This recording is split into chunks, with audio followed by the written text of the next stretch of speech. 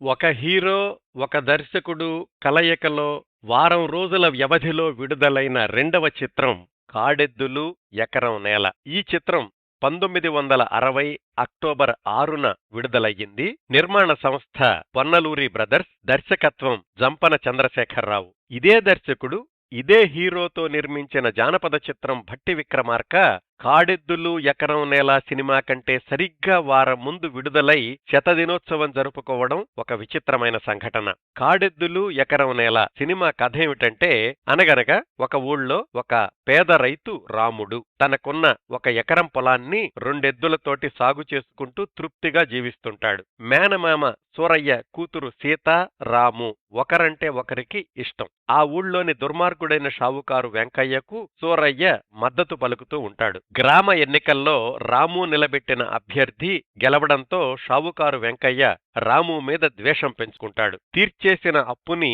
తీర్చలేదు అని రాముడి మీద దొంగ కేసు వేస్తాడు. అష్టకష్టాలు పడి డబ్బులు సంపాదించి బాకీ తీర్చినప్పటికీ పొలం తిరిగి ఇవ్వకపోవడంతో ఊళ్ళో వాళ్లంతా కలిసి రాముడి తరఫున నిలబడతారు. షావుకారు పశ్చాత్తాపపడతాడు. రాముడు సీతలకు వివాహమవుతుంది. ఈ సినిమా కథ, మాటలు రాసింది దర్శకుడు జంపనగారే. పాటలు జంపన, కొసరాజు, సంగీతం ఎం సుబ్రహ్మణ్యరాజు. ఈ సినిమాలో రాముడిగా ఎన్టీఆర్, సీతగా జానకి, షావుకారు వెంకయ్యగా రేలంగి, సీత తండ్రిగా పెరుమాళ్లు మొదలైన వారు నటించారు. ఈ చిత్రం ఆంధ్ర ప్రాంతంలో 2-3 వారాలు, హైదరాబాదులో 4 వారాలు మించి ప్రదర్శించబడినట్లు అప్పటి వార్తాపత్రికల్లోని సమాచారం. ఈ సినిమా చక్కటి ప్రింట్ యూట్యూబ్లో లభ్యమవుతోంది.